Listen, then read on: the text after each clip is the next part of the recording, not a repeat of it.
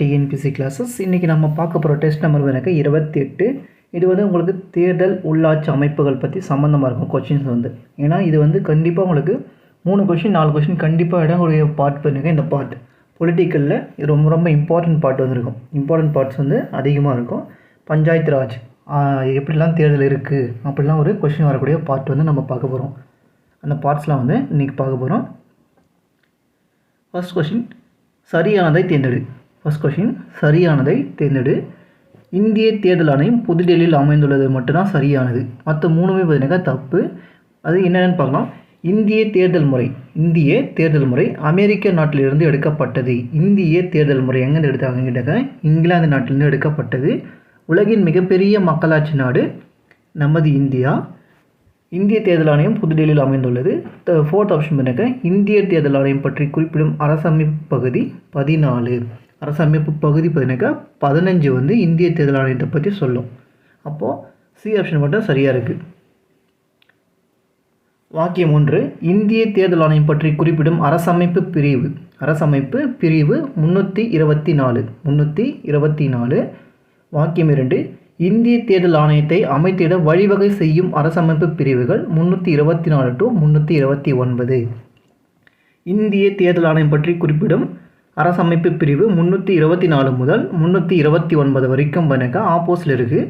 இந்திய தேர்தல் ஆணையத்தை அமைத்திட வழிவகை செய்யும் அரசமைப்பு பிரிவுன்னு 324. ரெண்டுமே ஆப்போசிட் இருக்குது. அப்போ ரெண்டுமே தவறு.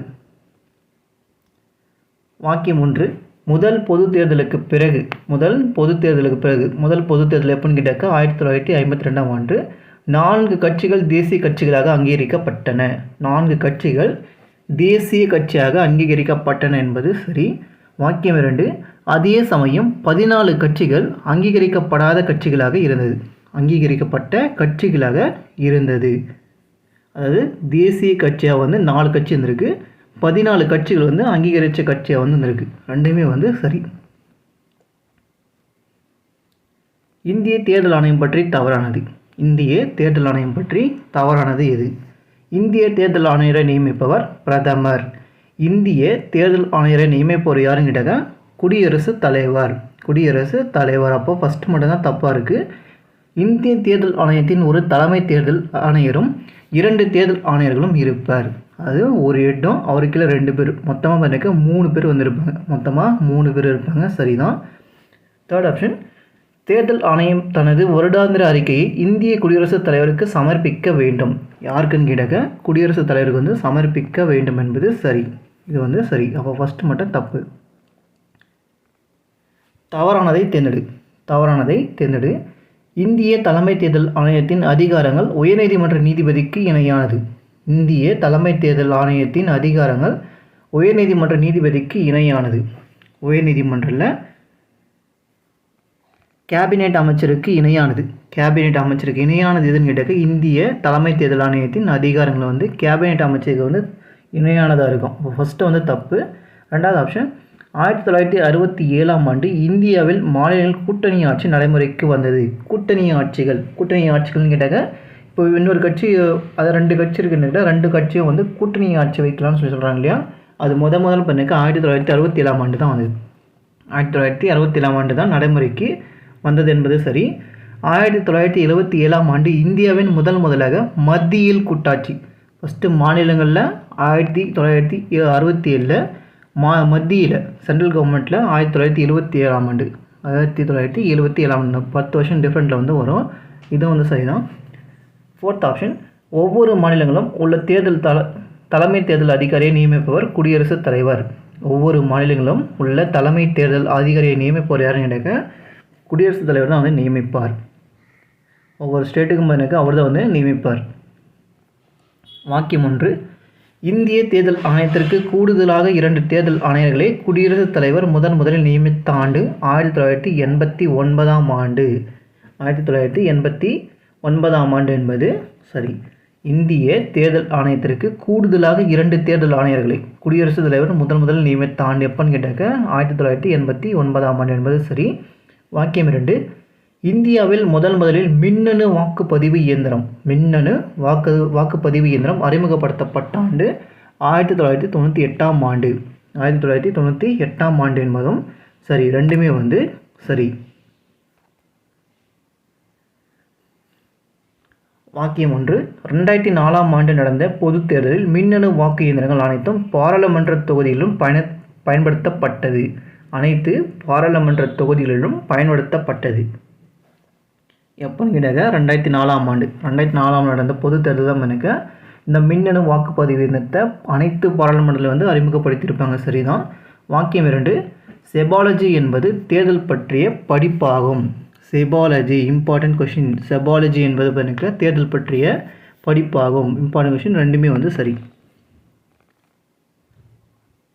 சரியானதை தேர்ந்தெடு. தேசிய வாக்காளர் தினம். தேசிய வாக்காளர் தினம் மார்ச் 25. தேசிய வாக்காளர் தினம் எனக்கு ஜனவரி 25. ஜனவரி 25. அப்போ அது வந்து தப்பு. இந்திய தேர்தல் நடத்தை விதிகள் அறிமுகப்படுத்தப்பட்ட ஆண்டு 1967ஆம் ஆண்டு. இந்திய தேர்தல் நடத்தை விதிகள் அறிமுகப்படுத்தப்பட்ட ஆண்டு 1961ஆம் ஆண்டு. 1961ஆம் ஆண்டு. நோட்டாவை பற்றி கூறும் இந்திய தேர்தல் நடத்தை விதி எண் 49. நோட்டாவை பற்றி கூறும் இந்திய தேர்தல் நடத்தை விதி எண் 49 ஓ அப்படின்னு சொல்லி வரணும். 49 ஓன்னு சொல்லி வரணும். அப்போ தேர்டும் வந்து தப்பு. Fourth option. 2014ஆம் ஆண்டு நடைபெற்ற பொது தேர்தலில் 2014ஆம் ஆண்டு நடைபெற்ற பொது தேர்தலில் முதலில் விவிபேட் முறை அறிமுகப்படுத்தப்பட்டது. இதனுடைய எக்ஸ்பிளேஷன் வந்து தெரிஞ்சு வச்சுக்கோங்க, ரொம்ப இம்பார்ட்டன்ட். ஒரு எக்ஸாமில் இப்போ ரீசெண்டாக ஒரு எக்ஸாமில் கேட்டிருப்பாங்க, விவிபேட்னா என்னென்னு கேட்டிருக்காங்க. அதனுடைய எக்ஸ்பிளேஷன் வந்து கேட்டிருக்காங்க, கொஞ்சம் தெரிஞ்சு வச்சுக்கோங்க. 2014ஆம் ஆண்டு நடைபெற்ற பொது தேர்தலில் வந்து அறிமுகப்படுத்தியிருப்பாங்க. இது வந்து சரி. ஃபோர்த் ஆப்ஷன் வந்து சரி. வாக்கியம் 1. 2019ஆம் ஆண்டு நடந்த பொது தேர்தலில் முதல் முறையாக நோட்டா அறிமுகப்படுத்தப்பட்டது. நோட்டா அறிமுகப்படுத்தப்பட்டது 2014ஆம் ஆண்டு. 2014ஆம் ஆண்டு பார்த்தீங்கன்னா விவிபேட்டும் ப்ளஸ் பார்த்தீங்கன்னா நோட்டாவும் அறிமுகப்படுத்தியிருப்பாங்க. நோட்டாவும் பார்த்தீங்கன்னா அறிமுகப்படுத்தியிருப்பாங்க 2014. அப்போ ஃபஸ்ட்டு வந்து தப்பு. வாக்கியம் 2. நோட்டாவை அறிமுகப்படுத்திய 13வது நாடு இந்தியா. நோட்டாவை அறிமுகப்படுத்திய 14வது நாடு பார்த்தீங்கன்னா இந்தியாவாக இருக்கும். 2014 பார்த்தீங்கன்னா தேர்தல் நடந்திருக்கும். 2014 அந்த வருஷம் பார்த்தீங்கன்னா நோட்டாவை அறிமுகப்படுத்திய நாடு பார்த்தீங்கன்னா 14வது நாடு. நோட்டாவை அறிமுகப்படுத்திய 14வது நாடு இதுன்னு கேட்டாங்க நம்ம இந்தியா. ரெண்டுமே வந்து தப்பு. 10வது கொஷின். இந்தியாவில் நேரடி தேர்தலுக்கு எடுத்துக்காட்டில் தவறானது. இந்தியாவில் நடைபெறும் நேரடி தேர்தலுக்கான எடுத்துக்காட்டில் தவறானது எது? நேரடி தேர்தலுக்கு தவறானது எதுன்னு கேட்குறாங்க. மக்களவை தேர்தல். எம்எல்ஏ எம்பி எலெக்ஷன்லாம் பார்த்தா மக்களவை தேர்தல் மக்கள் மூலமாக தேர்ந்தெடுக்கிறோம். இது வந்து நேரடி தேர்தல். சட்டமன்ற தேர்தல் எம்எல்ஏ இதெல்லாம் பார்த்தா சட்டமன்ற தேர்தல், அதுவும் பார்த்தா நேரடியாக நடக்குது. உள்ளாட்சி தேர்தல் நம்ம வந்து தலைவர்களை அதுக்கப்புறம் பார்த்தா கவுன்சிலரு வார்டு உறுப்பினர்லாம் செலக்ட் பண்ணுறோம் இல்லையா, உள்ளாட்சி தேர்தலாம் ஒன்று நடைபெறும். மாநிலங்களவை தேர்தல் ராஜ்யசபான்னு சொல்லி சொல்கிறோம் இல்லையா, அவங்களுக்கு வந்து பார்த்தீங்கன்னா மறைமுக தேர்தல் மூலிமா தான் தேர்ந்தெடுக்கிறாங்க. அப்போ சி வந்து தப்பானது இருக்குது. ஒரு கட்சி முறை நாடுகளில் தவறானது எது? ஒரு கட்சி முறை நாடுகளில் தவறானது எது? ஒரு கட்சி முறையில் பார்த்தீங்கன்னாக்கா சீனா இருக்கும், கியூபா இருக்கும், முன்னாள் சோவியத் யூனியன், இதெல்லாம் பார்த்தீங்கன்னாக்கா ஒரு கட்சி நாட்டுக்கு சம்மந்தமாக இருக்கும். ஆனால் இங்கிலாந்து பார்த்தீங்கன்னாக்கா 2 கட்சி வந்திருக்கும், 2 கட்சி வந்து இருக்கும். இரு கட்சி முறை நாடுகளில் பொருந்தாதது. இரு கட்சி நாடு முறைகளில் பொருந்தாதது எது? இரு கட்சி நாடு முறைகள் பொருந்தாதது இங்கிலாந்து இருக்கும், அமெரிக்கா இருக்கும், ஜப்பான் வந்து கிடையாது. பல கட்சி நாடுகளில் தவறானவை எது?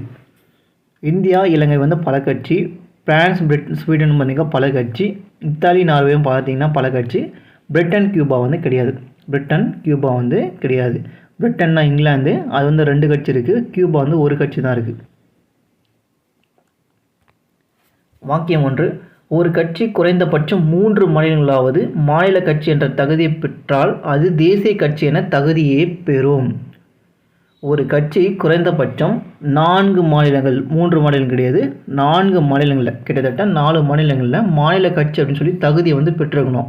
இப்போ நம்மளது பார்த்தீங்கன்னாக்கா ரெட்டை இலை இருக்குதுன்னு வச்சுங்களேன். ரெட்டை இலை திமுக ஏதோ ஒன்று இருக்குது, அது வந்து 4 மாநிலத்தில் வந்து போட்டி போடணும். இப்போ வரக்கூடிய எலெக்ஷனில் 4 இடத்துல அனைத்து இந்தியாவிலையும் வந்து போட்டியிடலாம். எங்கேயாச்சும் 4 இடத்துல பார்த்தீங்கன்னாக்கா வின் பண்ணியிருக்கணும். 4 இடத்துல பார்த்தீங்கன்னாக்கா வின் பண்ணிட்டு இருந்தால் அது வந்து தேசிய கட்சியை வந்து அறிவிச்சிருவாங்க. தேசிய கட்சியை வந்து அறிவிப்பாங்க. 4 இடத்துல இருக்கணும், 3 இடம் இல்லை. அப்போ ஃபஸ்ட்டு வந்து தப்பு. 2014 நிலவரப்படி அங்கீகரிக்கப்பட்ட தேசிய கட்சிகளின் எண்ணிக்கை 6. 2014 வரைக்கும் பார்த்தீங்கன்னாக்கா 6ன்னு கொடுத்துருக்காங்க. 2014 வரைக்குமே பார்த்தீங்கன்னாக்கா 7 இருக்குது. இன்ன வரைக்குமே 7 வந்து இருக்குது. அப்போ ரெண்டுமே வந்து தப்பு.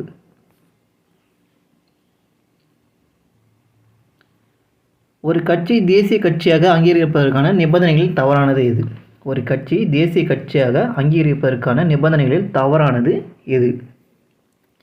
மக்களவைத் தேர்தலில் அல்லது 4 மாநிலங்களுக்கான சட்டமன்ற தேர்தலில் 4 மாநிலங்களான சட்டமன்ற தேர்தலில் செல்லத்தக்க மொத்த வாக்குகளில் 6% வாக்கினை வந்து பெற வேண்டும். 6% வாக்கினை வந்து பெற வேண்டும் என்பது நிபந்தனை. இது வந்து சரிதான். இறுதியாக நடைபெற்ற மக்களவைத் தேர்தலில் குறைந்தபட்சம் 3 மாநிலங்களில் 2% தொகுதிகளில் வெற்றி பெற்றிருக்க வேண்டும். இறுதியாக நடைபெற்ற மக்களவைத் தேர்தலில் குறைந்தபட்சம் 3 மாநிலங்களில் 2% 2% வந்து தொகுதிகளை வெற்றி பெற்றிருக்க வேண்டும் என்பதும் சரிதான். தேர்ட் ஆப்ஷன், குறைந்தபட்சம் 3 மாநிலங்களில் மாநில கட்சியாக அங்கீகாரம் பெற்றிருக்க வேண்டும். 4 இடத்துல வந்து 4 மாநிலங்கள் வந்து கண்டிப்பாக வந்து வேணும். ஃபோர்த் ஆப்ஷன் வந்து தப்பு. வாக்கியம் 1, ஒரு கட்சி அங்கீகரிப்பதற்கு 5 ஆண்டுகளாக அரசியல் செயல்பாடுகளில் ஈடுபட்டிருக்க வேண்டும். ஒரு கட்சி அங்கீகரிப்பதற்கு 5 ஆண்டுகளாக அரசியல் செயல்பாடுகளில் ஈடுபட்டிருக்க வேண்டும் என்பது சரி. வாக்கியம் 2, வேட்பாளர் குறைந்தபட்சம் 4% ஓட்டுகள் இறுதியில் நடைபெற்ற பொதுத் தேர்தலில் பெற்றிருக்க வேண்டும். வேட்பாளர் குறைந்தபட்சம் 6% ஓட்டுகள் பார்த்தீங்கன்னாக்கா இறுதியாக நடைபெற்ற பொது தேர்தல் வந்து வாங்கியிருக்கணும். அப்போது 2வது வந்து தப்பு, ஃபஸ்ட்டு வந்து சரி. ஒரு கட்சி மாநில கட்சியாக அங்கீகரிப்பதற்கான நிபந்தனைகள் தவறானது எது? சட்டப்பேரவைக்கான தேர்தலில் செல்லத்தக்க வாக்குகளில் குறைந்தபட்சம் 6% வாக்குகளை பெற வேண்டும் என்பது சரி. 25 தொகுதிகளுக்கு ஒரு மக்களவைத் தொகுதி அல்லது சட்டப்பேரவை தேர்தல் குறைந்தபட்சம் 2 தொகுதியில் வெற்றி பெற வேண்டும். இதுவும் வந்து சரி. மாநில சட்டமன்ற மொத்த தொகுதியில் 6% தொகுதிகளில் வெற்றி பெற்றிருக்க வேண்டும். 6 தேவையில்லை, 3% தான் போதும். 3% தான் பண்ணியிருக்கா அந்த கட்சி வந்து மாநில கட்சியா? இப்போ மாநில கட்சின்னு கேட்டாங்க, நம்ம மாநில கட்சின்னு எத்தனை இருக்குது? எல்லா கட்சியும் இருக்குது இல்லையா?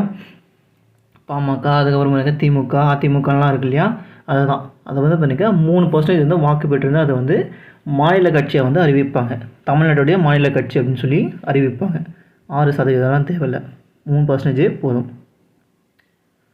ஒரு அரசியல் கட்சி தோற்றுவிக்கும் முறையில் தவறானது.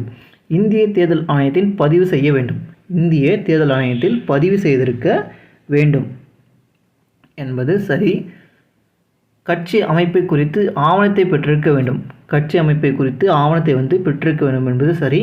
குறைந்தபட்சம் வாக்காளர் அடையாள அட்டை கொண்டுள்ள 50 உறுப்பினர்கள் இருக்க வேண்டும். குறைந்தபட்சம் வாக்காளர் அடையாள அட்டை கொண்டுள்ள 100 உறுப்பினர்கள் வந்து கண்டிப்பாக இருக்க வேண்டும். அப்போ தேர்ட் வந்து தப்பு. வாக்கியம் 1, சட்டமன்றங்களுக்கான தேர்தலை சட்டப்பூர்வமாக ஏற்றுக்கொண்ட சட்டம் 1919 இந்திய அரசு சட்டம்.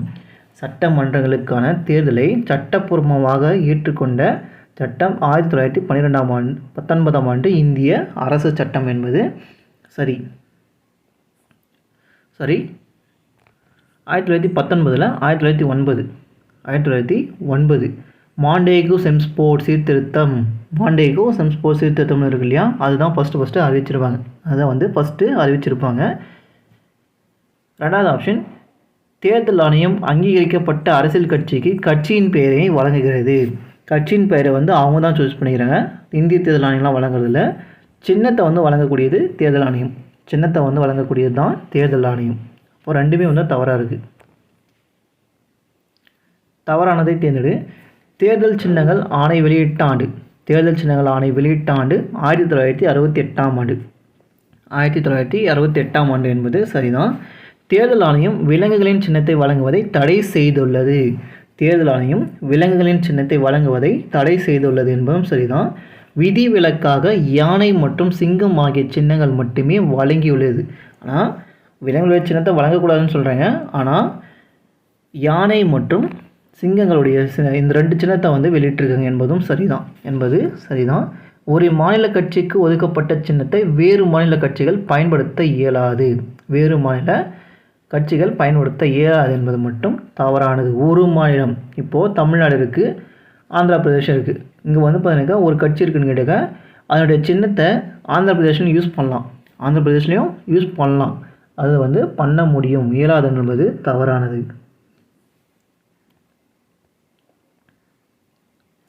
வாக்கியம் 1. மகாராஷ்டிராவில் உள்ள சிவசேனா கட்சியின் சின்னம் வில் அம்பு. மகாராஷ்டிராவில் உள்ள சிவசேனா கட்சியின் சின்னம் வில் அம்பு என்பது சரிதான். ஜார்க்கண்ட் மாநிலத்தில் உள்ள முக்தி மோர்ச்சா கட்சியின் சின்னம் வில் அம்பு. வில் அம்பு. ரெண்டுமே வந்து சரிதான். அதுதான் ஒரு சின்னத்தை வந்து 2 மாநிலத்தில் 3 மாநிலத்தில் கூட யூஸ் பண்ண முடியும். இதுதான் வில் அம்பு. ரெண்டுமே பார்த்தீங்கன்னா வில் அம்பு தான். ஆனால் மகாராஷ்டிரா மாநிலம், ஜார்க்கண்ட் மாநிலம், கட்சி பேர் பார்த்தீங்கன்னா சிவசேனா கட்சி, முக்தி மோர்ச்சா கட்சி, ரெண்டுமே வந்து சரி. 22வது வாக்கியம் 1. எதிர்க்கட்சி தலைவர் கேபினெட் அமைச்சருக்கு உரிய அந்தஸ்தை கொண்டுள்ளார். என்பது சரி. வாக்கியம் 2. இவரே பொது கணக்கு குழுவின் தலைவராக. இவர் தான் பார்த்தீங்கன்னா பொது கணக்கின் தலைவராக இருப்பார். ரெண்டுமே வந்து சரி. இந்தியாவில் செயல்படும் அழுத்த குழுவின் வகையில் சரியானது எது? வணிக குழுக்கள், தொழிற்சங்கங்கள், விவசாய குழுக்கள், தொழில்முறை குழுக்கள், மாணவ அமைப்புகள், மத அமைப்புகள், பழங்குடி அமைப்புகள், மொழி குழுக்கள், கோட்பாடு அடிப்படையில் குழுக்கள், சுற்றுச்சூழல் பாதுகாப்பு குழுக்கள். இது அனைத்துமே வந்து சரி. உங்களுக்கு அழுத்த குழுக்கள்ன்ற ஒரு டாபிக் டிஎன்பிஎஸ்சி குரூப் 4 குரூப் 2 சரி எடுத்துக்கிட்டீங்கன்னாக்கா சிலபஸில் வந்து கொடுத்துருப்பாங்க அழுத்த குழுக்கள் அப்படின்னு சொல்லிட்டு. அழுத்த குழுக்கள் கொஷின் வந்து கேட்குறாங்க. இப்போ ரீசெண்டாக ஒரு கொஷின் கூட நம்ம எடுத்து கொடுத்துருப்போம். அழுத்த குழுக்களுக்கான எடுத்துக்காட்டுகளில் தவறானது எது? இந்திய வணிக மற்றும் தொழில்துறை சம்மேளனத்தின் கூட்டமைப்பு என்பது சரிதான்.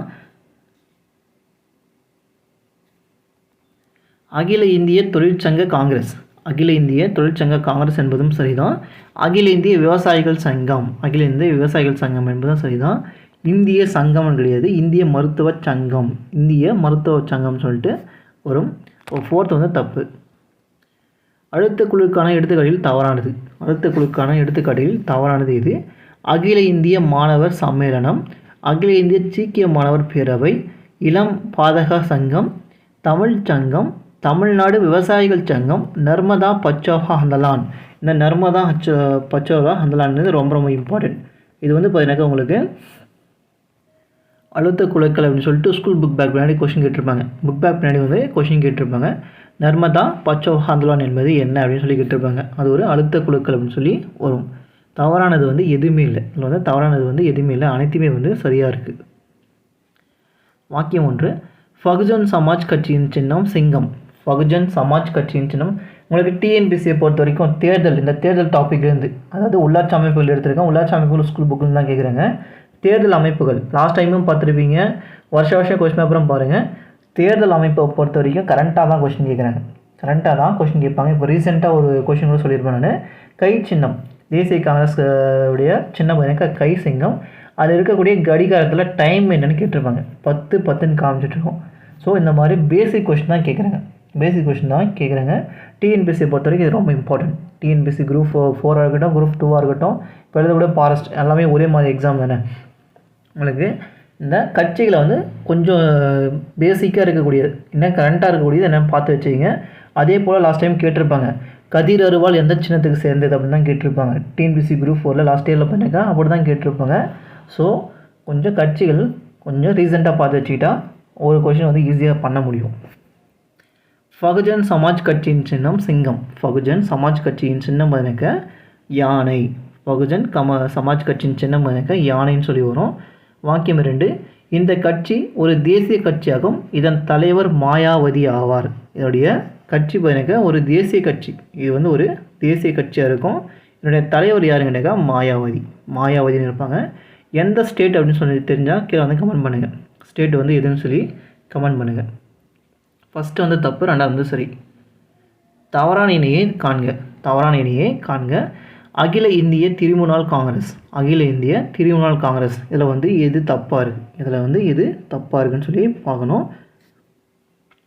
இரு பூக்கள் மற்றும் பொருட்கள் வந்து இருக்கும். அவருடைய கட்சி சின்னத்தில் வந்து இப்போ இருக்கும். தேசியவாத காங்கிரஸ் கட்சி கடிகாரம் வந்து இருக்கும். தேசியவாத காங்கிரஸ் கட்சியில் வந்து கடிகாரம் வந்து இருக்கும். தெலுங்கானா ராஷ்ட்ரிய சமதியில் பண்ணுங்க கார் சின்னம் வந்து இருக்கும். அசாம் கான பரிஷத் வந்து பூட்டு மற்றும் சாவின்னு இருக்கும். சொல்லி கொடுத்துருக்காங்க. அவருடைய கட்சி பார்த்தீங்கன்னாக்கா யானை சின்னம் வந்து இருக்கும். அசாம் கான பரிஷத் பார்த்தீங்கன்னா யானை வந்து இருக்கும். அகில இந்திய பசுபதியார் முன்னேற்ற கழகம்ன்றது தான் பூட்டு சாவியாக வந்து இருக்கும். அப்போ ஃபோர்த்து வந்து தப்பு. ஃபோர்த்து தான் டி ஆப்ஷன் தான் வந்து தப்பாக இருக்குது. தவறான இணையை வந்து காண்க. ஆம் ஆத்மி கட்சியுடைய சின்னம் துடைப்பம் சொல்லியிருக்கு. இது வந்து சரிதான். அனைத்து இந்திய ஃபார்வர்ட் பிளாக் அதனுடைய சின்னம் பார்த்தீங்கன்னா சிங்கமாக இருக்கும். மலை மாநில மக்கள் ஜனதா கட்சி பார்த்தீங்கன்னா அவங்களும் வந்து சிங்கமாக தான் இருக்கும். மகாராஷ்டிராவாதி கோமந்த கட்சி அவங்களுடைய சின்னம் என்னன்னு கேட்டிங்கனாக்கா அதுவும் பார்த்தீங்கன்னா சிங்கமாக தான் இருக்கும். 3 கட்சியோட பேர் பார்த்தீங்கன்னா சிங்கத்தில் இருக்கும். ஒன்று அனைத்து இந்திய ஃபார்வர்ட் பிளாக்கு, மலை மாநில மக்கள் ஜனநாயக கட்சியும் சிங்கம் தான். மகாராஷ்டிராவாதி கோமந்த கட்சியும் பார்த்தீங்கன்னா சிங்கம் தான் இருக்கும். இது 3 கட்சியுமே பார்த்தீங்கன்னா சிங்கம் சொல்லி தான் இருக்கும்.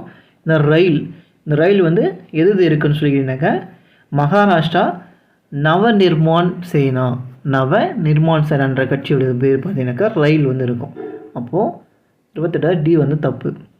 29 கொஸ்டின். அரசியல் கட்சிகள் அவைகள் உருவாக்கப்பட்ட வருடங்களில் தவறானது எது? இதுவும் ரீசெண்டாக கேட்ட கொஸ்டின் தான். வருஷமெல்லாம் வந்து கேட்குறாங்க. இந்திய தேசிய காங்கிரஸ் உருவாக்கப்பட்ட ஆண்டு 1885 என்பது சரிதான். அகில இந்திய திரிமுனாள் காங்கிரஸ் வந்து 1998. அப்போ இதுதான் வந்து தப்பாக இருக்குது. தேசிய மக்கள் கட்சி 2013. இந்திய கம்யூனிஸ்ட் கட்சி 1925 என்பது சரி. தவறாக பொருத்தப்பட்ட இணையை அடையாளம் காண்க.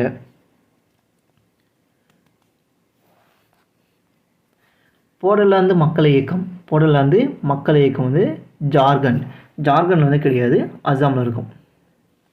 அசாமில் வந்து போடலாந்து மக்கள் இயக்கம் இருக்கும். மலை மாநில மக்கள் ஜனநாயக கட்சி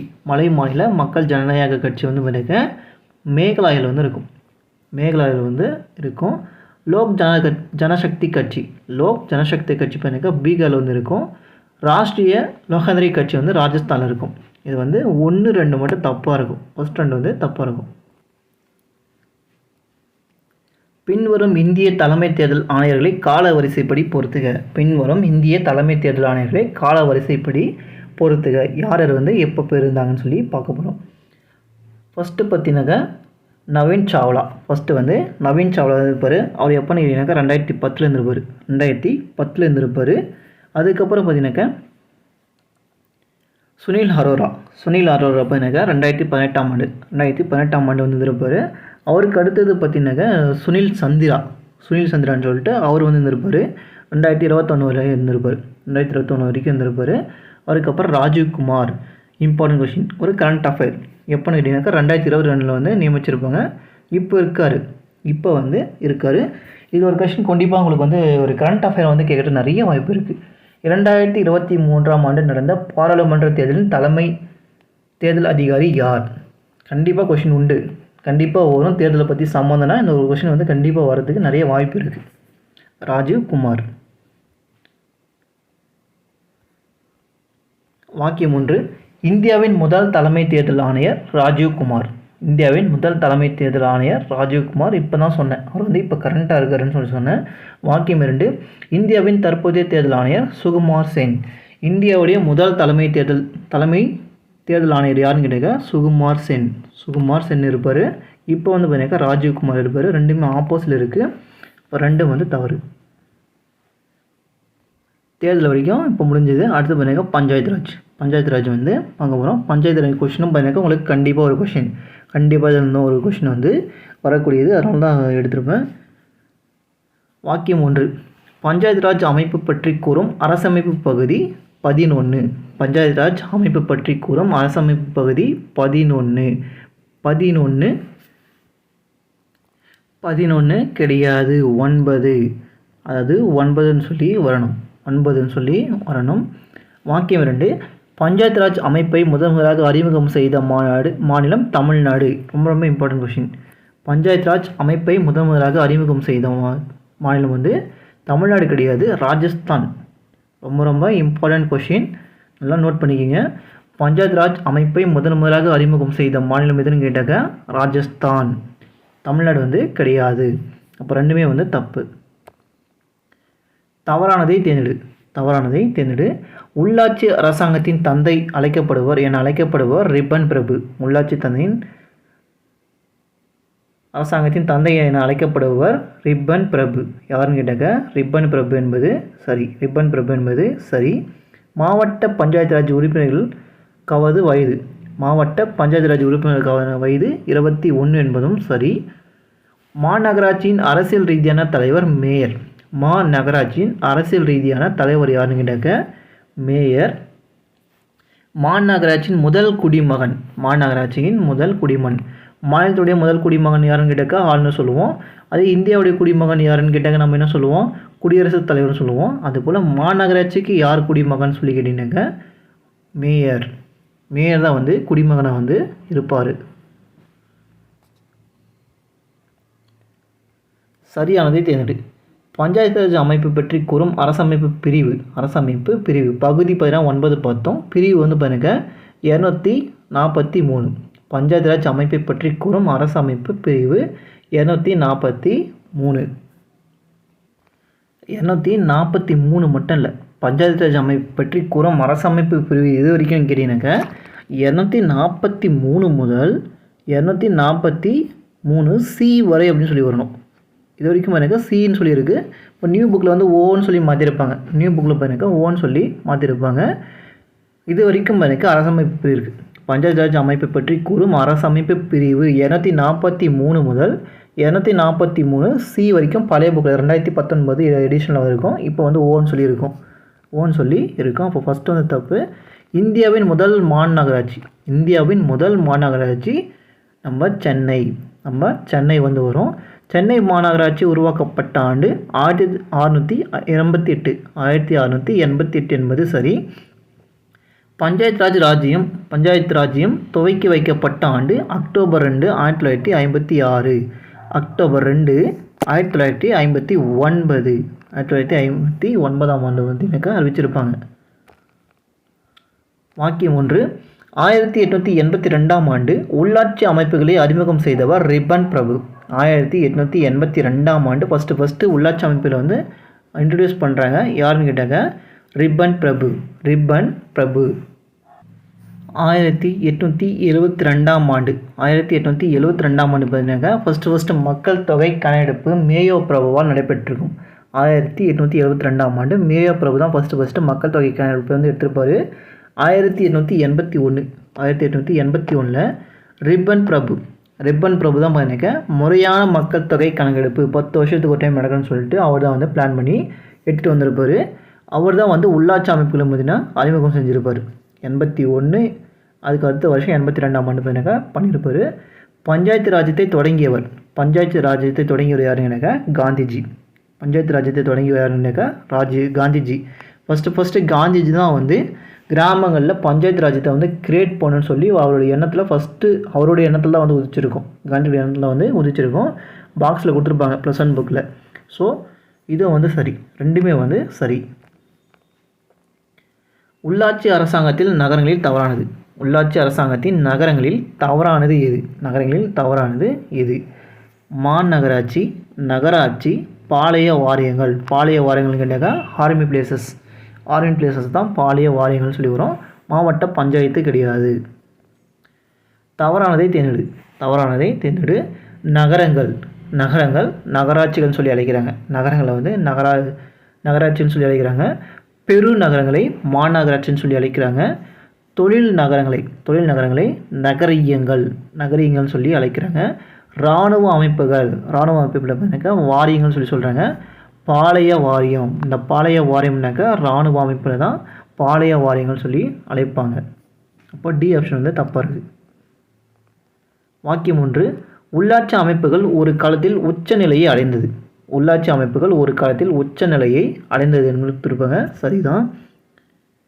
காஞ்சிபுரம் மாவட்டம் உத்திரமேரூர் கண்டெடுக்கப்பட்ட ராஜராஜ சோழனின் கல்வெட்டுகள் உள்ளாட்சி அரசாங்கத்தை பற்றி விரிவாக விவரிக்கிறது.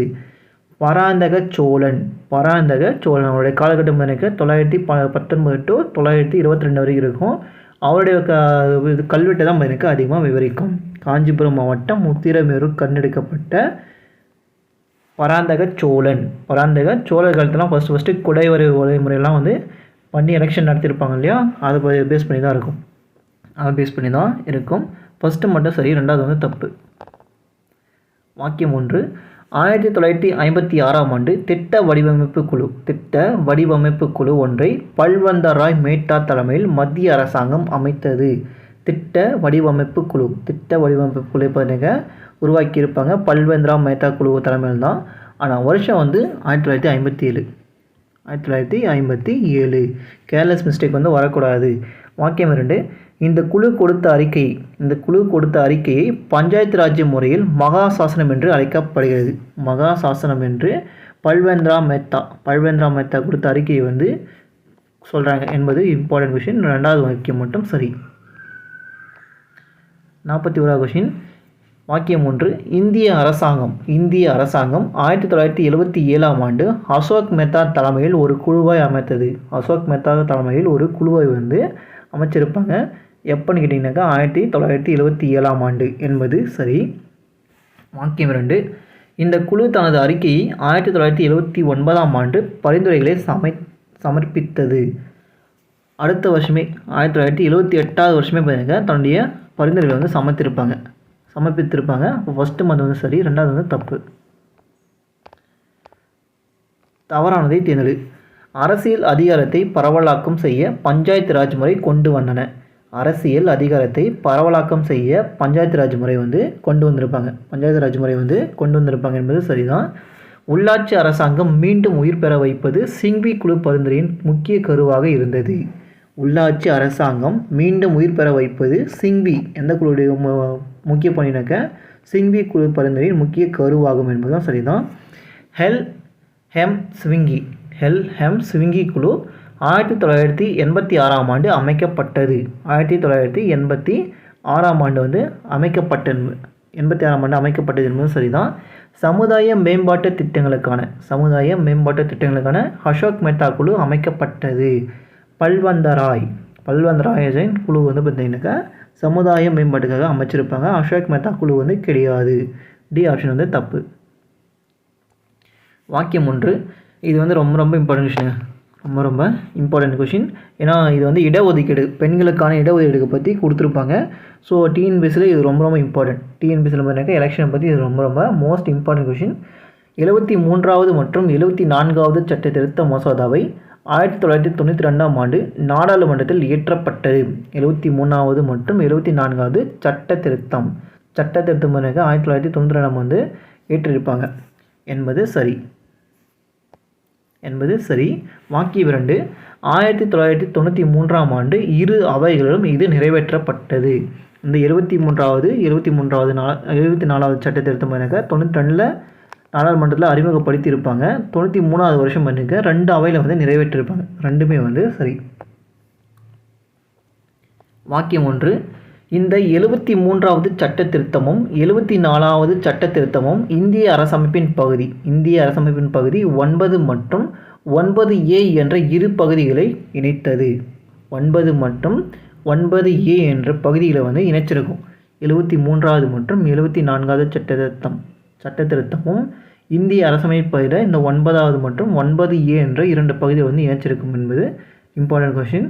வாக்கியம் 2, இந்த அரசியல் சட்ட பிரிவுகள், அதில் அரசியல் சட்ட பிரிவுகள் 243 முதல் 243 ZC வரை உள்ளது.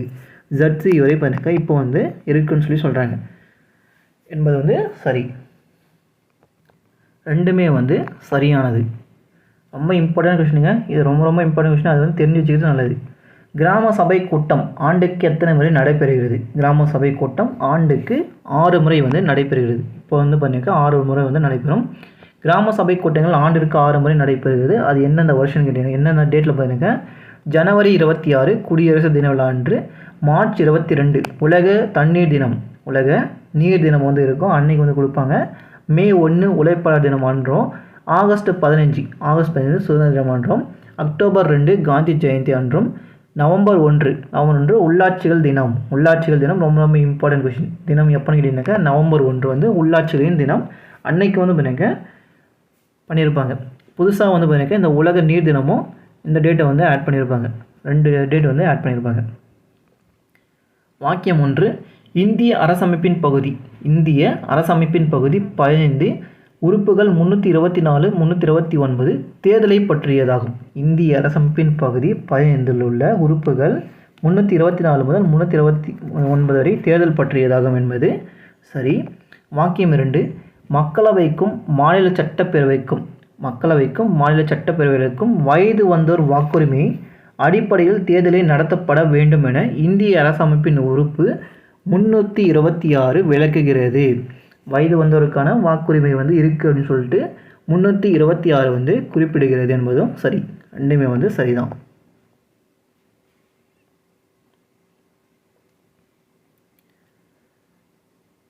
வது மற்றும் 74வது அரசமைப்பு திருத்தச் சட்டங்கள் சிறப்பம்சங்களில் தவறானது என்ன?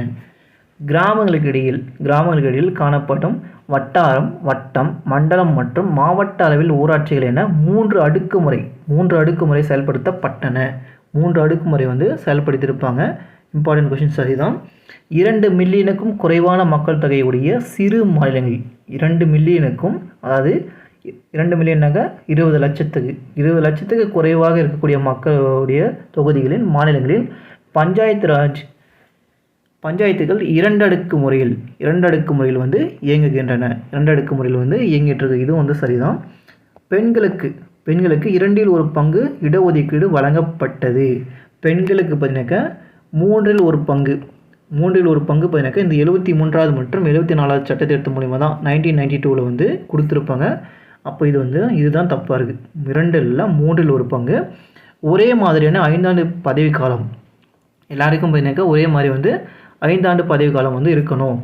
5 ஆண்டு பதவி காலம் வந்து இருக்கணும்னு சொல்லிட்டு கொடுப்பாங்க. இது வந்து சரி. ஆப்ஷன், ஆட்சி கலைக்கப்பட்டால் 6 மாதத்துக்குள் தேர்தல் நடத்தப்பட வேண்டும்.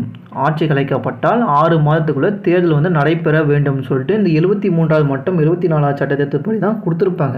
இதெல்லாம் பாருங்கள் இந்த சட்ட திருத்தத்துடைய ஒரு இம்பார்ட்டன்ட் கொஷின். உங்களுக்கு டிஎன்பிஎஸ்சியை பொறுத்த வரைக்கும் சட்ட திருத்தங்கள் கண்டிப்பாக ஒரு கொஷின். சட்ட திருத்தங்களை பற்றி கண்டிப்பாக ஒரு கொஷின் வந்து இருந்துகிட்டே இருக்கும்.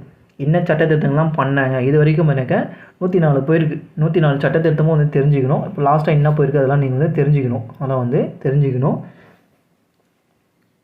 நான் சொல்லியிருப்பேன் அதெல்லாம் கரண்ட் அஃபேர் வந்து எடுத்து தரேன்.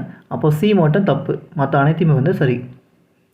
வாக்கியம் 1, தமிழ்நாட்டில் பஞ்சாயத்து ராஜ் சட்டம் அறிமுகப்படுத்தப்பட்ட ஆண்டு 1958.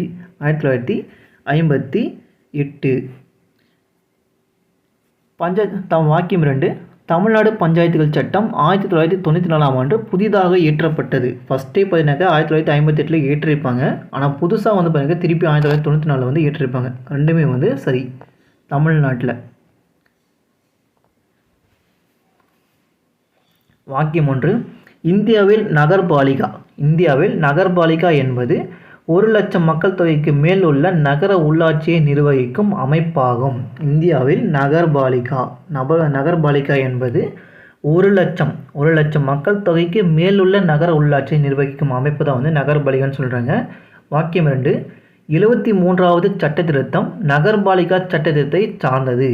73வது சட்ட திருத்தம் கிடையாது, 74வது சட்ட திருத்தம் என்னங்க நகர்பாலிகா பற்றி சொல்லும். நகர்பாலிகாவை பற்றி சொல்லும். வாக்கியம் 1 சரி, 2வது வந்து தவறு. பஞ்சாயத்து ராஜ் பற்றி குழுக்களை அதன் தலைவருடன் பொருத்துக. பஞ்சாயத்து ராஜ் பற்றி குழுக்களை அதன் தலைவருடன் பொருத்துக. பஞ்சாயத்து ராஜ் தேர்தல் வந்து வேணும்னு சொல்லியிருப்பாங்க.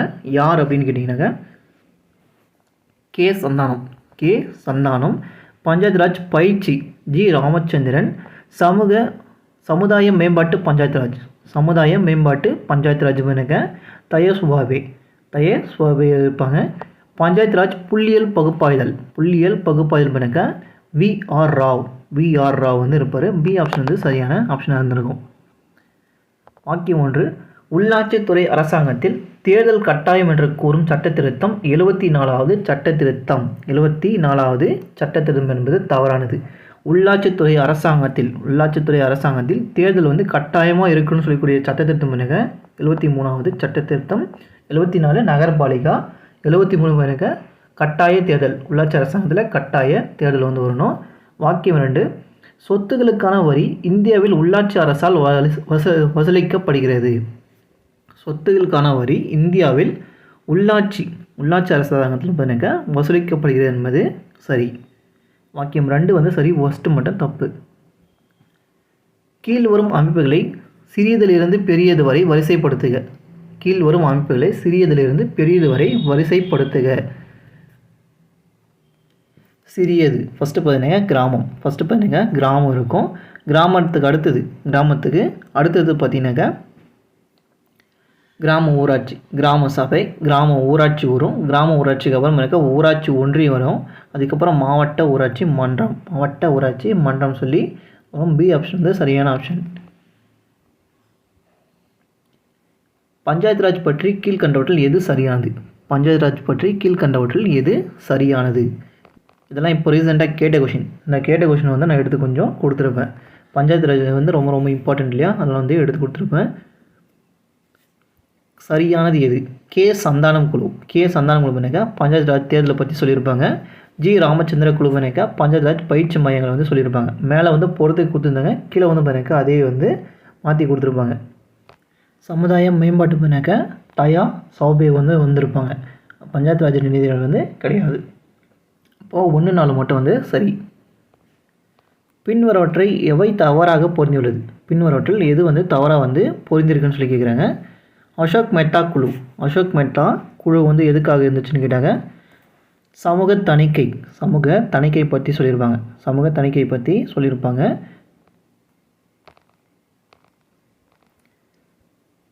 பல்வந்த்ரா மேத்தா குழு பண்ணிக்கா 3 அடுக்கு பஞ்சாயத்து ராஜ். அதான் ஃபஸ்ட்டே பார்த்தோம் இல்லையா, வட்டம், மாவட்டம், மண்டலம்னு சொல்லி கொடுத்துருப்பாங்க இல்லையா. அந்த 3 அடுக்கு முறை யார் கொடுத்துன்னு கேட்டாக்கா பல்வந்த்ராய் மேத்தா குழு தான் 3 அடுக்கு வந்து கொடுத்துருப்பாரு. சிங்வி குழு சொல்லி பார்த்தீங்கன்னாக்கா அவர் வந்து பஞ்சாயத்து ராஜ் நிறுவனங்கள் அரசமைப்பு ரீதியான அங்கீகாரத்தை வந்து பெற வேண்டும் சொல்லி தான் கொடுத்துருப்பாரு சிங்வி குழு. அப்போ இது வந்து தப்பு. ஜிவிகே ரா குழு பார்த்தீங்கன்னாக்கா கண்டிப்பாக வந்து கிராமங்களில் வந்து மேம்பாடு வந்து வரணும், முறைமை வந்து ஒழிக்கணும் அப்படின்னு சொல்லிட்டு பார்த்தீங்கன்னாக்கா முக்கியமாக வந்து கொடுத்துருப்பாங்க. இதுதான் என்னுடைய இது. ஃபஸ்ட்டு 2 மட்டும் வந்து சரியாக இருக்குது. என்ன கேட்டிருக்கேன் தவறாக. இப்போ 3rd 4th வந்து தப்பாக இருக்குது. இந்த குழுக்கள்லாம் அமைப்பட்ட ஆண்டுகள் வந்து சொல்லிடுறேன். சும்மா பேசிக்காக வந்து சொல்லிடுறேன். என்னென்ன குழுலாம் அமைச்சிருக்காங்களே இது வரைக்கும் 5 குழு வந்து போயிருக்கு. உள்ளாட்சி அமைப்பின் வளர்ச்சியை பற்றி எனக்கு 5 குழு வந்து கொடுத்துருக்குங்க. ஃபஸ்ட்டு பல்வந்த்ரா மேத்தா கமிட்டி தான் வந்து ஃபஸ்ட்டு இது பண்ணியிருப்பாங்க. 1957 கொடுத்துருப்பாங்க. அடுத்தது அசோக் மெஹ்தா குழு 1977 கொடுத்துருப்பாங்க. ஹனுமந்த்ராவ் பார்த்தாக்கா 1983 கொடுத்துருப்பாங்க. ஜிவிகே ரா குழு பார்த்தாக்கா 1985 கொடுத்துருப்பாங்க. எல்எம்வி சிங்கி பார்த்தினாக்கா 86 வந்து கொடுத்துருப்பாங்க. இந்த 80 பார்த்தினாக்கா 2 டைம் வந்து 3 வந்து கொடுத்துருப்பாங்க. 3 பேர் வந்து அமைச்சிருப்பாங்க. குழுக்கள்லாம் ரொம்ப ரொம்ப மோஸ்ட் இம்பார்ட்டண்ட். இதெல்லாம் தெரிஞ்சு வச்சுக்கிறது நல்லது. குழுக்கள் அமைக்கப்பட்ட ஆண்டுகளை வந்து பொறுத்துகன்னு சொல்லியிருக்குங்க. பல்வந்த்ரா மேத்தா குழு பண்ணிக்கா 1957. அசோக் மெஹ்தா குழு 77. அடுத்தது எல்எம்ஏ சிங்வி குழு பார்த்தீங்கன்னாக்கா 86. ஜிவிகே ராவ் குழு பார்த்தீங்கன்னாக்கா 85. ஜிவிகே ராவ் குழு பார்த்தீங்கன்னாக்கா 85 வந்து வரும். இப்போ ஏ ஆப்ஷன் வந்து சரியாக இருக்கும். பஞ்சாயத்து ராஜ் தேர்தல் தொடர்பான சர்ச்சைகளை தீர்ப்பதற்காக ஒவ்வொரு மாநிலத்திலும் நீதித்துறை தீர்ப்பாயத்தை பரிந்துரை செய்த குழு எது? நீதித்துறை தீர்ப்பாயத்தை பரிந்துரை செய்த குழு எது? எல்எம்வி சிங்வி குழு. கீழ் வருவனவற்றை அமைக்கப்பட்ட ஆண்டின் அடிப்படையில் வரிசைப்படுத்துக. இது வந்து கேட்ட கொஷின். அதான் நான் வருஷம் வந்து நான் கொடுத்தேன். இது வந்து அவங்க கேட்ட கொஷின். வருஷப்படி பார்த்தீங்கன்னாக்கா நீங்கள் வந்து பொருத்தணும்னு சொல்லிட்டாங்க. அப்போ வருஷம் வந்து நீங்கள் தெரிஞ்சு வச்சுருந்தா தான் உங்களால் பொருத்த முடியும். ஃபஸ்ட்டு பார்த்தீங்கன்னாக்கா பல்வந்த்ரா மேத்தா குழு தான் ஃபஸ்ட்டு வரும். பல்வந்த்ரா மேத்தா குழு தான் 57 வருஷம் வந்து வரும். ஃபஸ்ட்டு அவர். அடுத்தது அசோக் மேத்தா வந்து வருவார். அடுத்து பார்த்தீங்கன்னா ஸ்விங்கி குழு. அடுத்து பார்த்தீங்கன்னா ஜிவிகே ராவ் வந்து குழு வரும். ஜிவிகே ராவ் குழு வந்து வரும். சரி, தப்பாக சொல்லிட்டேன். அதாவது ஃபஸ்ட்டு பல்வந்த்ரா, அடுத்தது அசோக் மேத்தா. அடுத்து பார்த்தீங்கன்னா அசோக் மேத்தா 77 வந்து வருவார். அடுத்தது பார்த்தீங்கன்னாக்கா எல்எம்வி சிங்கி குழு பார்த்தீங்கன்னாக்கா 86. இது வந்து 86வது வருஷம் வரும். இவர் ஜிவிகே தான் வந்து 3வது வருவார். 3வது இவர் வருவார். 4வது பார்த்தீங்கன்னாக்கா இவர் வருவார். 4வது பார்த்தீங்கன்னாக்கா இவர் வந்து வருவார். 4, 1, 2, 3 வந்து சரி. 4, 1, 2, 3 வந்து சரி. மாற்றி சொல்லிட்டேன். குழு மற்றும் பரிந்துரைகளை பொறுத்துக. அசோக் மேத்தா குழு அது வந்து பார்த்தீங்கன்னாக்கா 2 அடுக்கு முறை பஞ்சாயத்தை வந்து அறிவிச்சிருப்பாங்க. ஜிவிகே ரா குழு வந்து என்ன கொடுத்துருப்பாங்கன்னு கேட்டாக்கா வட்டார வளர்ச்சி அலுவலர் முக்கியம். வளர்ச்சி அலுவலர் வந்து ரொம்ப ரொம்ப முக்கியம் அப்படின்னு சொல்லிட்டு அவர் வந்து கொடுத்துருப்பாங்க. அடுத்து சந்தானம் குழு பார்த்தீங்கன்னாக்கா நிதி சுதந்திரத்தை வந்து கொடுத்துருப்பாங்க. சந்தானம் குழு. பல்வந்த்ரா மேத்தா குழு பார்த்தீங்கன்னாக்கா 3 அடுக்கு முறை வந்து கொடுத்துருப்பார். பி ஆப்ஷன் வந்து சரி. ரிவர்ஸில் வந்து இருக்குது. 4, 3, 2, 1. ஆய்வுக்குழுக்களை அதன் தலைவருடன் பொறுத்துக. பஞ்சாயத்து ராஜ் நிர்வாகம் பற்றி ஆய்வுக்குழு என்ன? வி ஈஸ்வரன் வந்து இருந்திருப்பார். நியாய பஞ்சாயத்துகள் பற்றிய ஆய்வுக்குழு யார்? ஜிஆர் ராஜ்கோபால் வருவார். பஞ்சாயத்து ராஜ் நிதி பற்றிய ஆய்வுக்குழு கே சந்தானம். பஞ்சாயத்து ராஜ் இயக்கத்தில் கிராம சபை நிலையை கண்டறியும் ஆய்வுக்குழு. கிராம சபை நிலையினை கண்டறியும் ஆய்வுக்குழு ஆர்ஆர் திவார்கர் வந்து வருவார். 4, 1, 3, 2 வந்து சரி. 4, 1, 3, 2 வந்து சரி. வாக்கியம் 1. தமிழ்நாட்டில் 12,620 கிராம பஞ்சாயத்தும் 385 ஊராட்சி ஒன்றியமும் 30 மாவட்ட பஞ்சாயத்தும் உள்ளன என்பது சரிதான். வாக்கியம் 2. தமிழ்நாட்டில் 21 மாநகராட்சிகளும் 152 நகராட்சிகளும் 561 பேரூராட்சிகளும் உள்ளன என்பது சரி. ரெண்டுமே வந்து சரிதான். தமிழ்நாடு பஞ்சாயத்து ராஜ் சட்டம் 1994 சிறப்பு அம்சங்களில் தவறானது எது? 3 அடுக்கு அமைப்பு மற்றும் கிராம சபை. 3 அடுக்கு அமைப்பு மற்றும் கிராம சபையை வந்து அறிவிச்சிருப்பாங்க. தேர்தல் ஆணையத்தை நிறுவுதல் வந்து இருக்கும். பெண்களுக்கு 3 1 பங்கு இடஒதுக்கீடு வந்து கொடுத்துருப்பாங்க. தமிழ்நாடு 1994 வந்து நடந்திருக்கும். மாநில திட்டக்குழுக்களை வந்து அமைச்சிருக்காங்க கிடையாது. ஒவ்வொரு மாவட்டத்துக்கும் திட்டக்குழுக்களை வந்து அமைச்சிருப்பாங்க. இந்த பஞ்சாயத்து ராஜ் சட்டம், தமிழ்நாடு பஞ்சாயத்து ராஜ் பற்றி.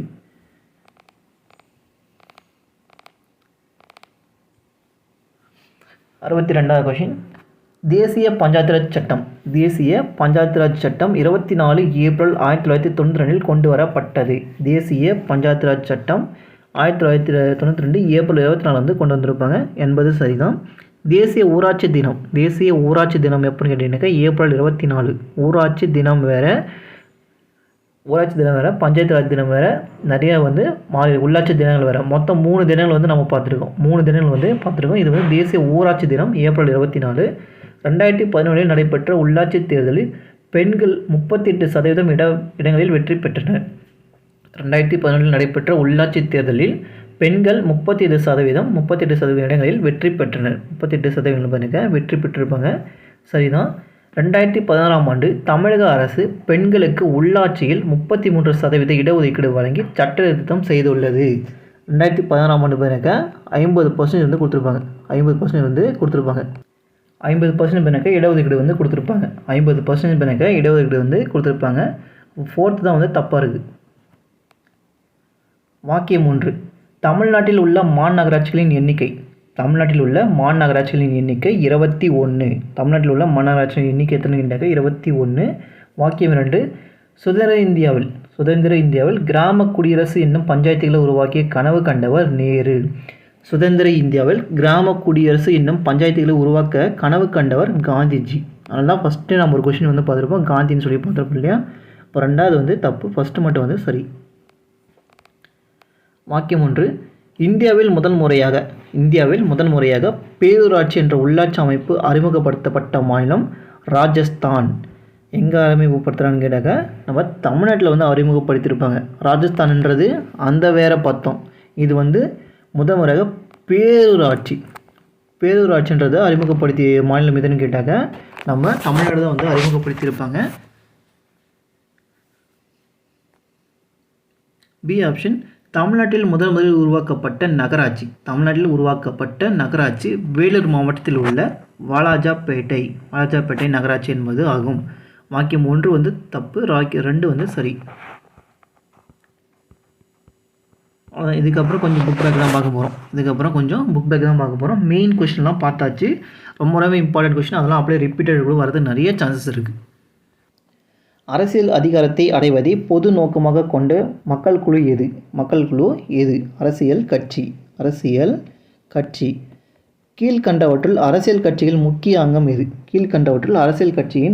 அங்கம் எது? தலைவர்கள், தொண்டர்கள், செயல் உறுப்பினர்கள். இவை அனைத்துமே வந்து சரியாக இருக்கும். கீழ்கண்டவற்றுள் அரசியல் கட்சியின் செயல்பாடு எது? தேர்தலில் போட்டியிடுவது, அரசாங்கத்தை அமைப்பதும் இயக்குவதும், பொது கருத்துக்களை உருவாக்குதல். அனைத்தையுமே வந்து சரியாக வந்து இருக்கும். அரசாங்கத்தை இயக்கும் அரசியல் கட்சி என்பது ஆளும் கட்சி. அரசியல் கட்சிகளின் எழுச்சியுடன் நேரடியாக இணைக்கப்பட்டுள்ளது எது? பிரதிநிதித்துவ மக்களாட்சியின் தோற்றம்.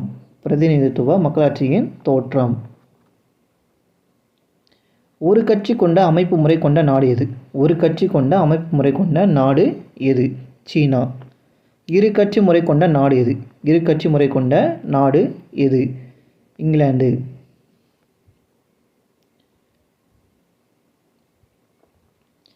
கீழ்கண்டவற்றுள் ஒரு கட்சி முறை கொண்ட நாடு எது? ஒரு கட்சி முறை பார்த்தீங்க சீனா, வடகொரியா, கியூபா அனைத்துலேயுமே வந்து இருக்கும். கீழ்கண்டவற்றுள் பல கட்சி முறை கொண்ட நாடு எதுன்னு கேட்டாக்க இந்தியா, பாகிஸ்தான், பிரான்சஸ் இது எல்லாமே வந்து இருக்கும். பிரான்ஸ் எல்லாமே வந்து இருக்கும். காங்கிரஸ் கட்சியின் தேர்தல் சின்னம் என்ன? தாமரை சின்னம். தாமரை எந்த கட்சியின் அரசியல் சின்னமாக உள்ளது?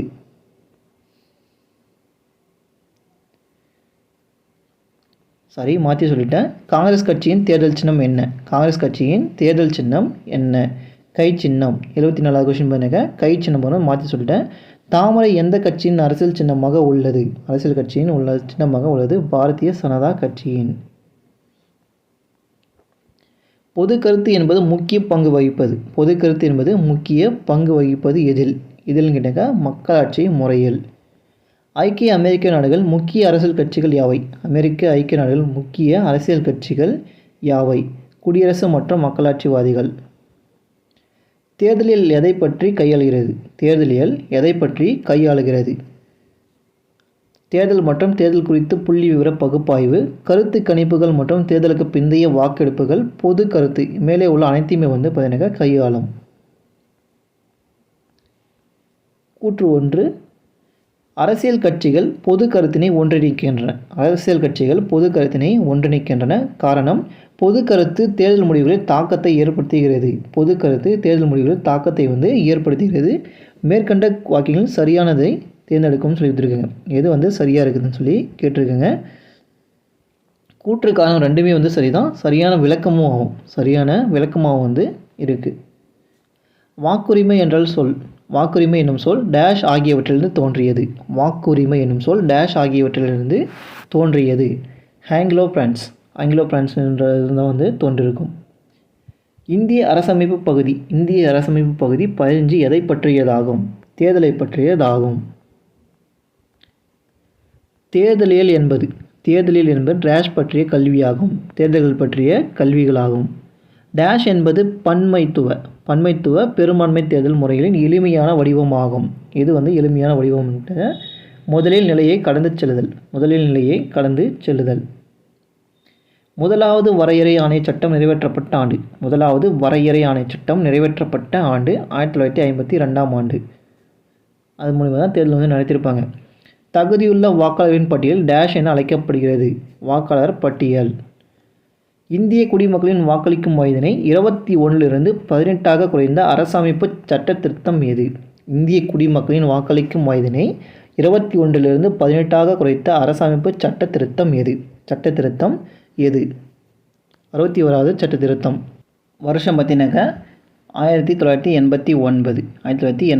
இந்த 1989 இன்னொன்று இருக்குது. நம்ம தமிழ்நாடை பற்றி அதிகமாக இருக்கும். தமிழ்நாடை பற்றி பார்த்தீங்கன்னாக்கா சொத்து உரிமை பற்றி இந்த வருஷம் வந்து வரும். சொத்துரிமை பற்றி இந்த வருஷம் வந்து வரும்.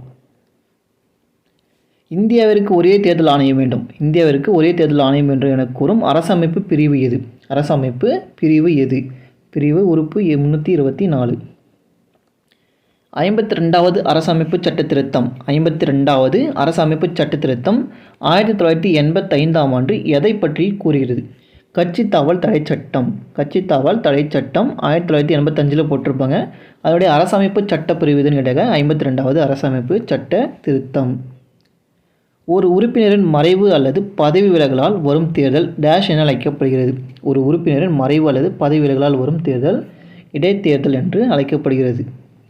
பஞ்சாயத்து அமைப்புகளில் பெண்களுக்கு டேஷ் இடங்களில் ஒதுக்கீடு செய்யப்பட்டுள்ளன. 1/3 பங்கு. இந்தியாவின் தலைமை தேர்தல் ஆணையரை டேஷ் நியமிக்கிறார். இந்திய குடியரசுத் தலைவர். இந்திரஜித் குப்தா குழு 1998ஆம் ஆண்டு எதை பற்றி தொடர்புடையது? தேர்தல் சீர்திருத்தங்கள். இந்திரஜித் குப்தா குழு வந்து அமைச்சிருப்பாங்க 1998ஆம் ஆண்டு. இந்தியாவில் முதலாவது பொது தேர்தல் நடைபெற்ற ஆண்டு எப்பொழுது? 51 to 52 வரைக்கும் நடந்திருக்கும். 51 to 52 வரைக்கும் நடந்திருக்கும். அரசின் நிதி உதவியுடனான தேர்தல்களை டேஷ் குழு ஆதரித்தது. வந்து ஆதரித்தது. இந்திரஜித் குப்தா குழு 1998 பார்த்தீங்கன்னாக்கா இந்திரஜித் குப்தா குழு வந்து அறிவிச்சிருக்கோம். இந்திய நாடாளுமன்றம் ஈர அவைகளை கொண்டதாகும் என்பது சரிதான். காரணம் கீழவையாக மக்களவையும் மேலவையாக மாநிலமும் உள்ளன்னு சொல்லிவிட்டுருக்காங்க. 2 அவை இருக்குன்னு சொல்லிட்டாங்க. இது வந்து வாக்கியம் 1 வாக்கியம் 2ன்னு சொல்லி சொல்லியிருந்தா ரெண்டுமே வந்து சரி. ஆனால் இப்போயும் ரெண்டுமே சரி தான். ஆனால் விளக்கம் வந்து சரியாக விளக்கம் கொடுத்துருக்கான்னு சொல்லி கேட்டாங்க கிடையாது. விளக்கம் வந்து பார்த்தீங்கன்னா சரியாக வந்து கொடுக்கல. ஆனால் இங்கே வந்து அவங்க கொடுக்கல, அந்த மாதிரிலாம் கொடுக்க கிடையாது. விளக்கம் ஆகும்னு சொல்லி தான் ஒரு கொஸ்டின் ஆப்ஷன் வந்து கொடுத்துருப்பாங்க. அப்போ அதுதான் வந்து நம்ம டிக் பண்ணி ஆகணும்.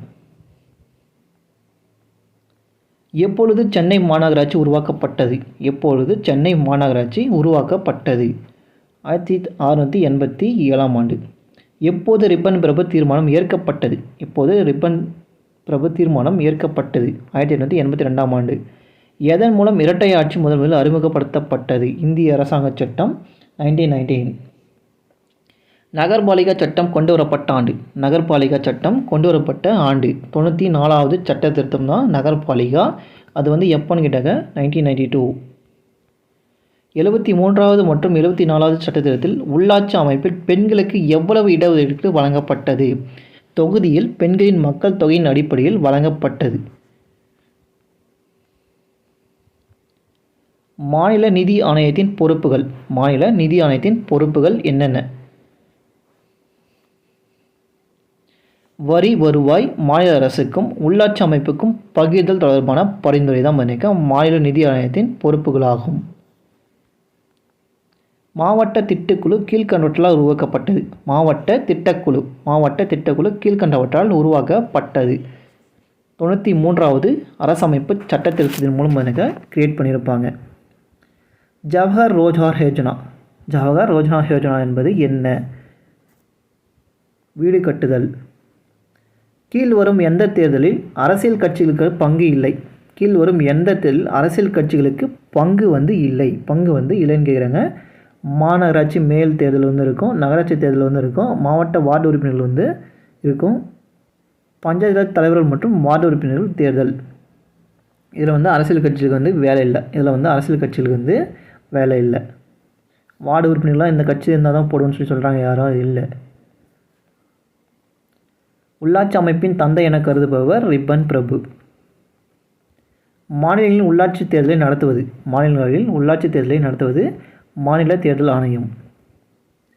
இந்திய அரசமைப்பில் உள்ளாட்சி அரசாங்கம் குறித்து சட்ட விதிமுறைகள் யாவை? இந்திய அரசமைப்பில் உள்ளாட்சி அரசாங்கம் குறித்து சட்ட உரிமைகள் யாவை? உறுப்பு 40, உறுப்பு 243 முதல் 243 ஓ. அதான் இப்போ சொன்னாலே ரீசெண்டாக ஓன்னு சொல்லியிருப்பாங்க. 243 பி, அதுக்கப்புறம் 243 ZC, இதெல்லாம் பார்த்தீங்கன்னாக்கா இருக்கும். புதுசாக இப்போல்லாம் ஆட் பண்ணிவிட்டு வந்துகிட்டே இருக்காங்க. உள்ளாட்சி அமைப்பு அரசாங்கத்தை பற்றி சொல்லக்கூடியது. உறுப்பு 40 சொல்லும். 243, 243 ஓ, 243 பி, 243 ZC. அரசமைப்பு சட்டத்தின்படி 3 அடுக்குகளை கொண்ட பஞ்சாயத்து ராஜ் அமைப்பினை பொறுத்துக. 3 பஞ்சாயத்து ராஜ் பொறுத்துகன்னு சொல்லி கொடுத்துருக்காங்க. கிராம பஞ்சாயத்து, இடைநிலை பஞ்சாயத்து, மாவட்ட பஞ்சாயத்து. கிராம, இடைநிலை, மாவட்ட பஞ்சாயத்துன்னு சொல்லிட்டு 3 பஞ்சாயத்துகள் இதுதான் இருக்கும். இதுதான் சரியானது. கூற்று. 23வது சட்ட திருத்தத்தின்படி உள்ளாட்சி அமைப்புகள் ஏற்கப்பட்டன. ஏற்கப்பட்டன என்பது சரிதான். காரணம், மக்களாட்சியானது உள்ளாட்சி அரசாங்கத்தின் மூலம் அடித்தட்டு மக்களை சென்றடைந்தது இந்த அமைப்பாகும். சென்றடைந்தது என்பதும் சரியாகும். ரெண்டுமே சரிதான். சரியான விளக்கமானது இருக்கும்.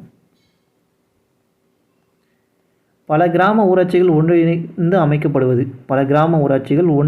அமைக்கப்படுவது எது? ஊராட்சி ஒன்றியம். தேசிய ஊராட்சி தினம் எப்பொழுது? ஜனவரி 24. இந்தியாவின் பழமையான உள்ளாட்சி அமைப்பாக அமைக்கப்பட்ட நகரம் எது? சென்னை. மாநகராட்சியின் தலைவர் என அழைக்கப்படுவர் யார்? மேயர். கோடிட்ட இடங்களை நிரப்புக. இந்தியாவிலே பேரூராட்சி என்ற அமைப்பை அறிமுகப்படுத்திய மாநிலம்? பேரூராட்சி என்ற அமைப்பை ஏற்படுத்திய மாநிலம் என்றால் நம்ம தமிழ்நாடு தான். டேஷ் பஞ்சாயத்து ராஜ் திட்டம் கொண்டு வரப்பட்ட ஆண்டு? ஏப்ரல் 24, 1992. உள்ளாட்சி பிரதிநிதிகளின் பதவிக்காலம் 5 ஆண்டுகள். தமிழ்நாட்டில் முதன்முறையாக உருவாக்கப்பட்ட நகராட்சி பார்த்தீங்கன்னா எதுன்னு கேட்டீங்கன்னாக்கா வாலாஜாபேட்டை. இருக்கக்கூடிய வாலாஜாபேட்டை. பொறுத்துக. கிராம சபை நிரந்தர அமைப்பு. ஊராட்சி ஒன்றியம் வட்டார வளர்ச்சியாளர் கன்ஃபார்மாக இருப்பார். பேரூராட்சி என்பது பார்த்தீங்கன்னா செயலாளர் இருப்பார். உள்ளாட்சி தேர்தல் மாநில தேர்தல் ஆணையம் நடத்தும். 4, 3, 1, 2 சரி. உள்ளாட்சி அமைப்பில் நம்ம ஆல்ரெடி கொஷின்லாம் பார்த்தோம். சும்மா இங்கே பேசிக்காக கொடுத்துருப்பேன். நீலகிரி மற்றும் பெரம்பலூர் மாவட்டங்கள் ஒவ்வொன்றிலும் 4 ஊராட்சி ஒன்றியங்கள் தான் இருக்குது அப்படின்னு சொல்லி கொடுத்துருக்காங்க. இது ஒரு இம்பார்ட்டண்ட். நீலகிரி மற்றும் பெரம்பலூரில் பார்த்தீங்கன்னா ஒவ்வொன்றிலும் 4 ஊராட்சி தான் இருக்குதுன்னு சொல்லி கொடுத்துருப்பாங்க. இரு கட்சி முறை என்பது என்ன? 2 பெரிய அரசியல் கட்சிகள் தேர்தலில் போட்டியிடுவது. இந்தியாவில் காணப்படும் கட்சி முறை. பல கட்சி முறை இந்தியாவில் இருக்குது. அரசியல் கட்சிகளை அங்கீகரிக்கும் அமைப்பு தேர்தல் ஆணையம். அரசியல் கட்சிகள் பொதுவாக எதன் அடிப்படையில் தோற்றுவிக்கப்படுகின்றன? பொது நலன் கருதி. ஒரு கட்சி முறை எங்கு நடைமுறையில் உள்ளது? ஒரு கட்சி முறை சீனாவில் நடைமுறை உள்ளது. கோடிட்ட இடங்களை நிரப்புக. மக்களாட்சியின் முதுகெலும்பாக திகழ்வது அரசியல் கட்சிகள். நமது நாட்டின் ஒவ்வொரு கட்சியும் டேஷ் என்ற அமைப்பில் பதிவு செய்தல் வேண்டும். தேர்தல் ஆணையத்தில் பதிவு செய்ய வேண்டும். அரசியல் கட்சிகள் மற்றும் டேஷ் இடையே பாலமாக செயல்படுகின்றன. அரசியல் கட்சிகள் டேஷ் மற்றும் டேஷ் இடையே பாலமாக செயல்படுகின்றன. அரசியல் கட்சிகள் குடிமக்கள் மற்றும் கொள்கை வகுப்பாளரிடையே வந்து பாலமாக வந்து இருக்கும். ஒரு பதிவு செய்யப்பட்ட ஆனால் டேஷ் அரசியல் கட்சி தேர்தலில் தாங்கள் விரும்பும் சின்னத்தில் போட்டியிட இயலாது. ஒரு பதிவு செய்யப்பட்ட ஆனால் டேஷ் அரசியல் கட்சினாக்க அங்கீகரிக்கப்படாத அரசியல் கட்சி தேர்தலில் தாங்கள் விரும்பும் சின்னத்தில் வந்து போட்டியிட முடியாது. டேஷ் எதிர்க்கட்சியின் தலைவர் அந்தஸ்தில் இருப்பார். கேபினெட் அமைச்சர் எதிர்க்கட்சி தலைவர், அதான் வந்து கேபினெட் அமைச்சர் வந்து இருப்பார். பொறுத்துக. மக்களாட்சி என்பது மக்களின் ஆட்சி. தேர்தல் ஆணையம் சுதந்திரமான மற்றும் நியாயமான முறையில் வந்து தேர்தலை வந்து நடத்துதல். பெரும்பான்மை கட்சி எனக்கு அரசாங்கத்தை அமைத்தல். எதிர்க்கட்சி என்பது அரசின் கொள்கைகளை விமர்சித்தல். 3, 4, 2, 1 சரி. பின்வரும் கூற்றில் சரியானதை தேர்வு செய்வோம். நாட்டில் உள்ள ஒவ்வொரு கட்சியும் தேர்தல் ஆணையத்தில் பதிவு செய்து கொள்ளுதல் வேண்டும். தேர்தலில் வந்து பதிவு செய்து கொள்ள வேண்டும் என்பது சரிதான். தேர்தல் ஆணையம் அனைத்து கட்சிகளையும் சமமாக நடத்துகிறது என்பதும் சரிதான். தேர்தல் ஆணையம் அங்கீகரிக்கப்பட்ட கட்சிகளுக்கு தனி சின்னத்தை வந்து வழங்குகிறது என்பதும் சரிதான். டி ஆப்ஷன் வந்து இவை அனைத்துமே வந்து சரி. 124 கொஷின். கூற்று. பெரும்பான்மை கட்சி ஒரு நாட்டின் சட்டங்களை உருவாக்குவதில் முக்கிய பங்கு வகிக்கிறது என்பது வந்து சரி. காரணம், தேர்தலில் பிற கட்சிகளை காட்டிலும் அதிக எண்ணிக்கையில் உறுப்பினர்கள் தேர்ந்தெடுக்கப்பட்டிருப்பது ஆகும். என்பது சரிதான். ரெண்டுமே வந்து சரியான விருப்பமாகும். கீழ்கண்ட நாட்டின் தேர்தல் முறையினை இந்தியா ஏற்றுக்கொண்டுள்ளது. கீழ்கண்ட எந்த நாட்டின் தேர்தல் முறையை இந்தியா வந்து ஏற்றுக்கொண்டது அப்படின்ற நம்மளை ஆண்ட பிரிட்டிஷ்காரங்களுடைய தேர்தல் முறை தான் வந்து நம்ம எடுத்துகிட்ருக்கோம். இந்திய தேர்தல் ஆணையம் என சுதந்திரமான அமைப்பு. இந்திய தேர்தல் ஆணையம் அமைக்க வழிவகை செய்யும் அரசமைப்பு பிரிவு 324. இந்திய அரசமைப்பு பகுதி எந்த பகுதி தேர்தல் ஆணையத்தை பற்றி குறிப்பிடுகிறதுனாக்க 15.